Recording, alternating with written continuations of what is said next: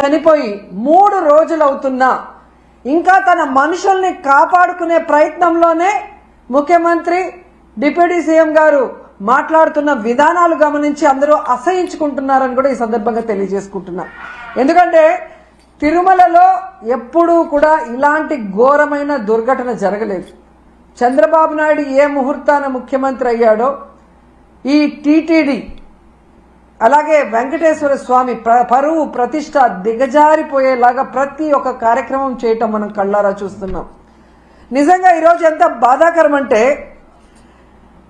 ఈ చంద్రబాబు నాయుడు తన మనుషుల్ని టీటీడీలోను తిరుపతిలో పెట్టుకొని ఈరోజు 6 మందిని బలి తీసుకుంటే ఇంతవరకు ఒక్కరి మీద కూడా కేసు పెట్టలేదు, వాళ్ళని కాపాడాలన్న ప్రయత్నం చేస్తున్నాడు అంటే ఈయనకి హిందువులంటే గౌరవం లేదా? ఈయనకి భక్తులంటే గౌరవం లేదా?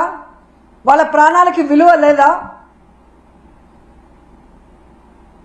ఎంత సిగ్గుచేటో ఒకసారి మీరు ఆలోచించండి. ఈరోజు చంద్రబాబు నాయుడు తనకి రోజు భజన చేసే నాయుడు గారినేమో టీటీడీ చైర్మన్ చేసుకున్నాడు.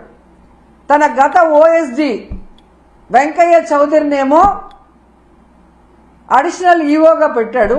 మళ్ళీ జేఈఓగా కూడా పోస్ట్ ఇచ్చాడు. జేఈఓ అనేది ఒక సీనియరు అనుభవం ఉన్న వ్యక్తికి ఇవ్వాల్సిన పోస్టుని ఏ అనుభవం లేనివాడు, భక్తి లేనివాడు, భక్తుల మీద ప్రేమ అభిమానం లేనివాడికి ఇచ్చాడు అంటే దానికి కారణం వెంకయ్య చౌదరి అవటమేనా అని నేను అడుగుతున్నా. ఇక ఎస్పీగా సుబ్బారాయుడు గారు తన దగ్గర సెక్యూరిటీ ఆఫీసర్గా పనిచేసిన వాడిని తిరుపతి తీసుకొచ్చి ఎస్పీగా పెట్టాడు. ఇలా నీకు సేవ చేసే వాళ్ళని పెట్టుకొని భక్తులకి సేవ చేయాలన్న ఆలోచన వాళ్ళకి లేకుండా చేసి ఈరోజు 6 మంది చనిపోవటానికి 60 మంది గాయపడటానికి కారణమైన వాళ్ళని ఇంతవరకు కేసు పెట్టకుండా కాపాడాలన్న ప్రయత్నం చేస్తుంటే చంద్రబాబు నాయుడిని ఏమనాలో ఒకసారి మీ అందరూ కూడా ఆలోచించుకోవాలి. ఎందుకంటే దీంట్లో వీళ్ళందరితో పాటు మొదటి ముద్దాయిగా చంద్రబాబు నాయుడు గారిని పెట్టాలి. ఎందుకంటే ఒక పక్క మోడీ గారి మీటింగ్ జరుగుతుంది, దానికి ఉన్న పోలీసులంతా అటుపోయారు. ఇక చిత్తూరు తిరుపతి జిల్లా పోలీసులనైనా ఈ టోకన్ల దగ్గర పెట్టి ఒక 3 రోజులు ముందుగానే టోకన్లు ఇచ్చి వాళ్ళకి సేఫ్టీగా పంపించుంటే ఈరోజు ఈ దుర్ఘటన జరిగి ఉండేది కాదు. కానీ 9వ తేదీ టోకన్లు ఇస్తామని చెప్పి అది 8వ తేదీ సాయంత్రానికే ప్రీపోన్ చేసి 6, 7, 8 చంద్రబాబు నాయుడు కుప్పంలో కూర్చొని ప్రోగ్రాం చేసుకుంటూ పోలీసుల్ని అధికారుల్ని తన చుట్టూ తిప్పుకొని వాళ్ళని పని చేయకుండా చేసి 6 మందిని చంపేసి ఇప్పుడు అధికారుల తప్పిదమంటే ఇది తప్పించుకోవడం కాదా? ఇది ముమ్మాటికి చంద్రబాబు నాయుడు ఆయన ప్రభుత్వం చేసిన హత్యే. ఆయన ఏం ప్రోగ్రాం చేశారో మీ అందరికీ తెలుసా? ఒకసారి చూడండి. 6, 7, 8వ తేదీ చేసిన ప్రోగ్రాంలు స్వర్ణ కుప్పం అంట, కుప్పం విజన్ 2029 అంట.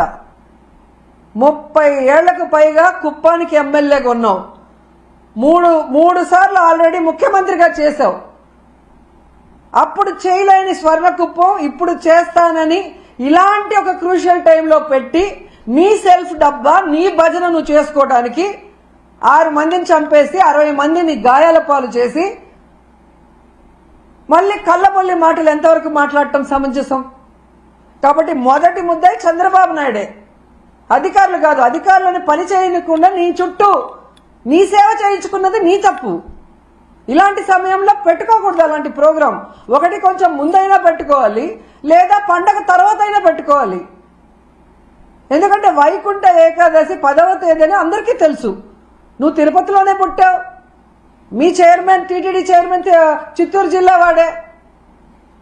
మరి మీకు తెలీదా? ప్రతి సంవత్సరం ఇన్ని లక్షలాది మంది వస్తారు, వారందరికీ సెక్యూరిటీ ఇవ్వాలి, సక్రమంగా టోకన్లు రిలీజ్ చేయాలన్న ఆలోచన మీకు లేదా?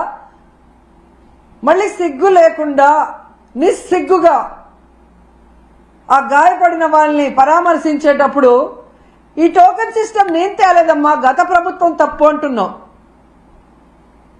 మరి గత ప్రభుత్వంలో టోకెన్లు ఇచ్చినప్పుడు ఎక్కడా తొక్కిసలాటలు జరగలేదు, ఎక్కడా ఎవరు చనిపోలేదు.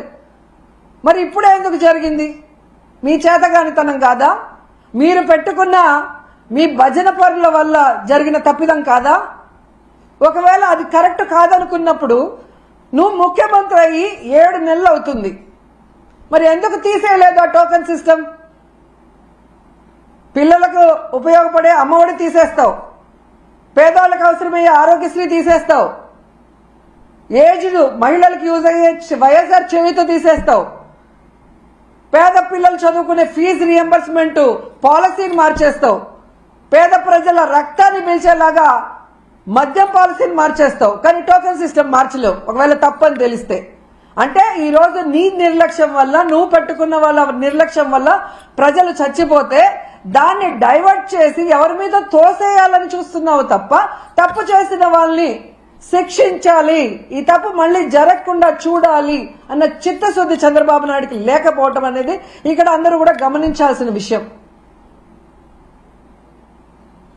ఈరోజు చంద్రబాబు నాయుడు చెప్తాడు ఇది అఫీషియల్స్ తప్పని, పవన్ కళ్యాణ్ గారు వస్తారు ఇది టీటీడీ చైర్మన్ అడిషనల్ ఈఓ గారు ఎస్పీ గారు తప్పని ఆయన చెప్తాడు. బిఆర్ నాయుడు గారు వచ్చి చైర్మన్ గారు నేను ఆల్రెడీ ఎస్పీకి చెప్పేలా జరుగుతుందని ఆయన చేయలేదు అంటాడు. అంటే మీ ప్రభుత్వంలో మీరు పెట్టుకున్న వాళ్ళ వల్ల జరిగింది తప్పని మీరు ఒప్పుకున్నారు కదా అందరూ. మరి ఎందుకు 3 రోజులు అవుతున్నా ఎవరి పేరు ఎఫ్ఐఆర్లో ఎక్కట్లేదు, ఎందుకు ఎవరిని కూడా అరెస్ట్ చేసి లోపల పెట్టలేదని నేను అడుగుతున్నాను. అసలు పవన్ కళ్యాణ్ గారు ఏం మాట్లాడుతున్నారో ప్రజలకి కన్ఫ్యూజ్ అయిపోతున్నారు. పిఠాపురానికి వెళ్ళాడు నిన్న, నేను క్షమాపణ చెప్పాను మీరెందుకు చెప్పను అని అడుగుతాడు. అప్పుడెప్పుడో అమ్మాయిల రేపులు జరిగినప్పుడు గమనించాను, బెత్తం దెబ్బలతో సరిచేద్దామంటాడు. ఇప్పుడు మనుషుల్ని చంపేసి క్షమాపణలతో సరిచేద్దామంటాడు. క్షమాపణలు కాదు, తప్పు చేసిన వాళ్ళకి శిక్ష పడాలి, ఆ తప్పు రిపీట్ కాకుండా చూసుకోవాల్సిన బాధ్యత నీకుంది. ఎందుకంటే ఈరోజు ప్రభుత్వంలో నువ్వు ఉన్నావు, డిప్యూటీ సీఎంగా నువ్వు ఉన్నావు, ఉండి కూడా క్షమాపణలు బెత్తం దెబ్బలు అంటావు.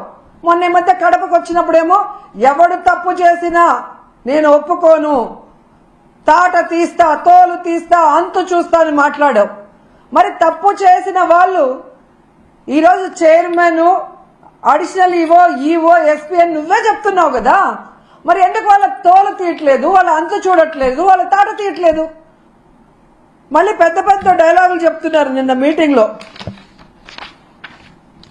నేను పిఠాపురంలోనే అనుకుంటా, కులం పేరుతో ఎవరైనా తప్పించుకోవాలని చూస్తే నేను చూస్తూ ఊరుకోను అన్నాడు. మరి ఈరోజు బిఆర్ నాయుడు గారిని, వెంకయ్య చౌదరి గారిని, సుబ్బారాయుడు గారిని శిక్షించడానికి ఏ కులం చూసి నువ్వు భయపడి ఆగిపోతున్నావు అని అడుగుతున్నా.